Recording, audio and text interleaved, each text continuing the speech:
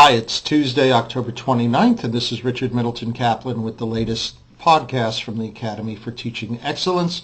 I want to focus today briefly on the student panel on psychological resilience that we have coming up for this week. It is on Friday, November 1st from 10 to 12 a.m. on the first floor of the library, and we have 5 extraordinary students lined up to speak with us about their experience in overcoming adversity. And so I want to tell you about them, but I first want to say that initially we had also scheduled a second panel of students for October 31st, Thursday, from 2 to 3:15 p.m., and that Thursday session has now been canceled, both because of low enrollment and, more importantly, because of conflict with the Project Discover EDUCAUSE Summit that's going on that day. We certainly want as many faculty members as have been invited to attend that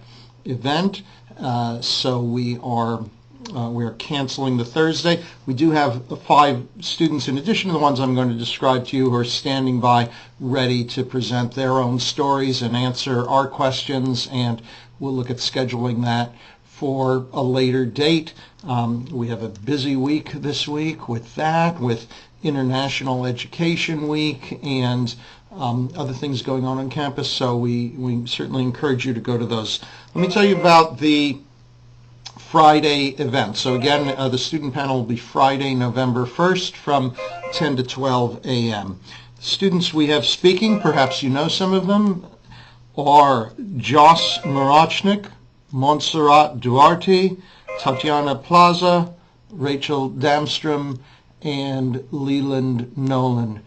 Among these are students who are returning combat veterans from the war in Iraq. We have a student who has overcome a family in which there was significant mental illness amongst her parents and her siblings.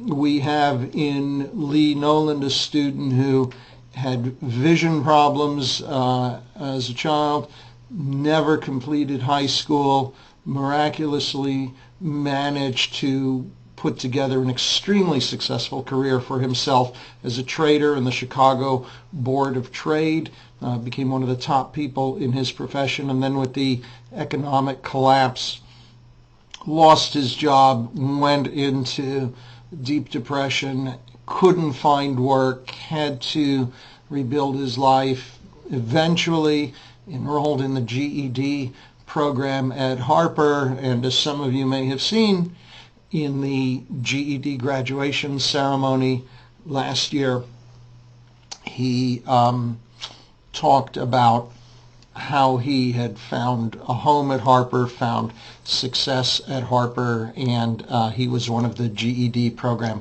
valedictorians. So we have some, I think, really remarkable stories that these students will tell. And what we've asked them to do with the 2 hours we have is for each of the 5 students to give us about a 5 to 10 minute biography in which they talk about themselves, and in particular anything that they want to share about the particular forms of adversity or obstacles that they've overcome, both in their lives in general and in the paths to their education. And we'll ask them how they think they were able to thrive, to blossom in the ways that they have, and in particular how they were able to do it here in an educational environment. Where do they think that resilience came from? Was it inborn? Something they were just endowed with?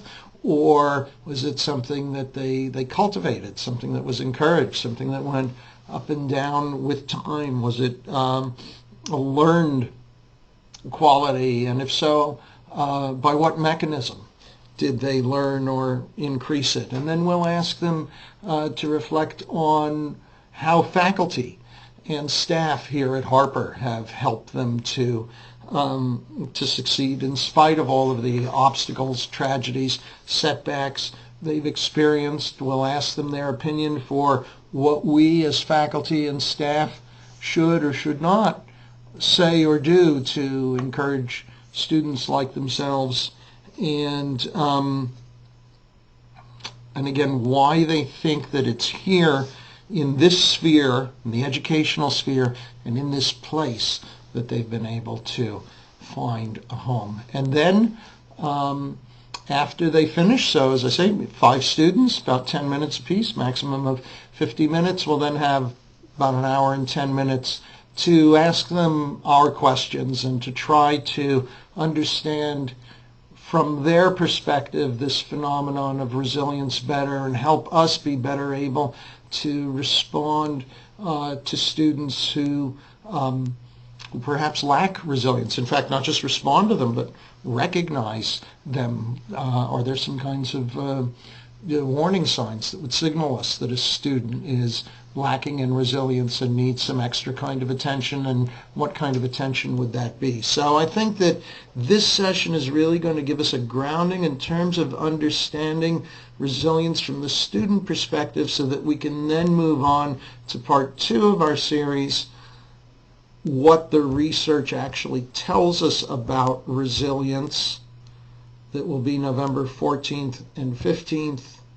But that session, looking at the research, will be much more meaningful when it's underpinned first by our understanding of the subjective experience of these students. So we encourage you to come on November 1st. Please contact Lauren Salati, lsalati at harpercollege.edu or extension 6119 to register, or if you're accustomed to registering pardon me, for these programs, go online and do that.